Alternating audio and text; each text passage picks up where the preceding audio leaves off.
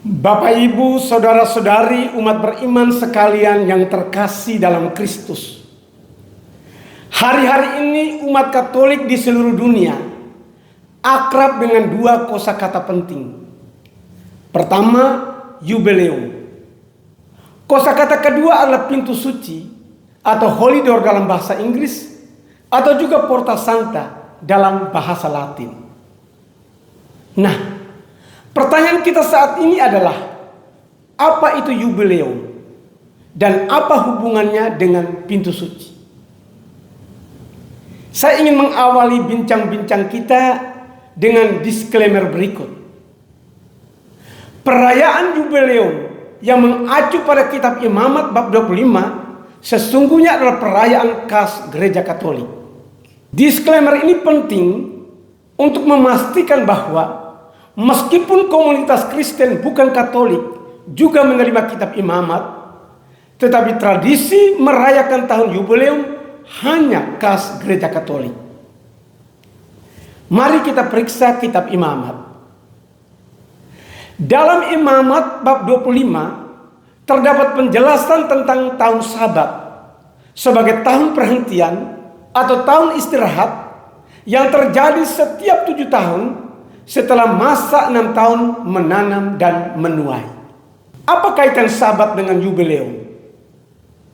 Dalam Imamat bab 25 ayat 8, hubungan antara keduanya sangat jelas. Di sana tertulis, selanjutnya engkau harus menghitung 7 tahun Sabat, yakni 7 kali 7 tahun, sehingga masa 7 tahun Sabat itu sama dengan 49 tahun. Lalu engkau harus memperdengarkan bunyi sangkakala di mana-mana dalam bulan yang ke-7 pada tanggal 10 bulan itu, pada hari raya pendamaian. Tahun itu harus menjadi tahun Yobel bagimu. Cukup jelas dari ayat ini bahwa Yobel adalah kurun waktu 50 tahun dalam lingkaran Sabat yang dirayakan atas perintah Yahweh sendiri sebagai tahun pembebasan, tahun orang merayakan secara istimewa kasih karunia Tuhan. Yobel sendiri merupakan kata Ibrani yang berarti tanduk kambing jantan yang dibunyikan seperti terompet. Dalam tradisi Alkitab, bunyi Yobel atau bunyi terompet dari tanduk kambing jantan ini dikenal sebagai sangkakala yang mengekspresikan sukacita dan kegembiraan hati yang amat mendalam. Sukacita ini tentu saja memiliki alasan mendasar. Dalam satu kesempatan audiensi saat membuka Jubileum Kerahiman Ilahi tahun 2015, Paus Fransiskus mengatakan Jubileum adalah peristiwa pembebasan akbar, semacam peristiwa pengampunan umum. Nah, kapan Gereja Katolik memulai tradisi perayaan Jubileum? Dalam catatan sejarah, Jubileum pertama dirayakan pada tahun 1300 dalam siklus 50 tahunan. Meski demikian, sejak tahun 1875, tahun Jubileum dirayakan setiap 25 tahun. Merujuk pada siklus Jubileum 25 tahunan inilah, pada hari Kamis 9 Mei 2024, bertepatan dengan hari raya kenaikan Yesus, Paus Fransiskus mengumumkan tahun Jubileum 2025 yang dimulai pada malam Natal dan akan berakhir pada tanggal 6 Januari 2026. Penetapan ini ditandai penerbitan bulla yang diberi nama Spes Non Confundit atau harapan tidak mengecewakan, yang merupakan kutipan dari surat Rasul Paulus kepada jemaat di Roma bab 5 ayat 5. Kembali ke pertanyaan awal. Apa hubungan Jubileum dengan pintu suci? Ini jawabannya. Gereja Katolik merayakan tahun Jubileum antara lain dengan membuka pintu suci atau Porta Santa yang memberi bagi setiap umat yang melewatinya rahmat indulgensi atau rahmat pengampunan dosa. Paus Fransiskus membuka kesempatan bagi umat Katolik di seluruh dunia untuk menerima rahmat pengampunan dosa pada Jubileum 2025 dengan membuka 5 pintu suci. Apa saja ke-5 pintu suci itu?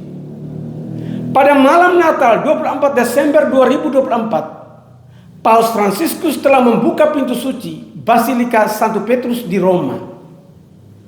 Lalu pada tanggal 29 Desember, Sri Paus membuka pintu suci Basilika Yohanes Lateran, di mana pada hari yang sama semua keuskupan di seluruh dunia merayakan pembukaan tahun jubileum tingkat keuskupan yang berpusat di katedral masing-masing. Pada tanggal 1 Januari 2026, Paus akan membuka pintu suci di Basilika Maria Maggiore. Dan lagi pada tanggal 5 Januari, Sri Paus akan membuka pintu suci di Basilika Santo Paulus yang terletak di luar tembok kota Roma. Selain keempat basilika, pada tanggal 26 Desember, Paus Fransiskus juga membuka pintu suci di penjara Rebibbia yang terletak dekat kota Roma. Apa tema tahun jubileum 2025? Ini dia, Peregrinantes in Spem, peziarah pengharapan.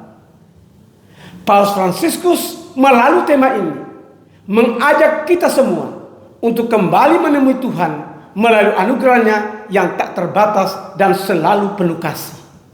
Selama tahun jubileum ini, bagi kita masing-masing dibuka kesempatan untuk memperoleh indulgensi plenaria jika kita melakukan hal-hal seperti perjalanan ziarah ke tempat-tempat suci, mengunjungi situs-situs jubileum, melakukan doa meditasi atau kunjungan penuh devosi, dan melakukan karya amal atau tobat. Kunjungan ke gereja-gereja penting seperti Basilika Santo Petrus di Roma dan ke tempat-tempat di tanah suci juga dapat menjadi sarana untuk memperoleh indulgensi. Nah, Bapak Ibu Saudara-saudara sekalian, mari kita menggunakan kesempatan berrahmat ini untuk mendapatkan rahmat pengampunan dosa, agar hidup kita makin hari makin diberkati. Yesusku.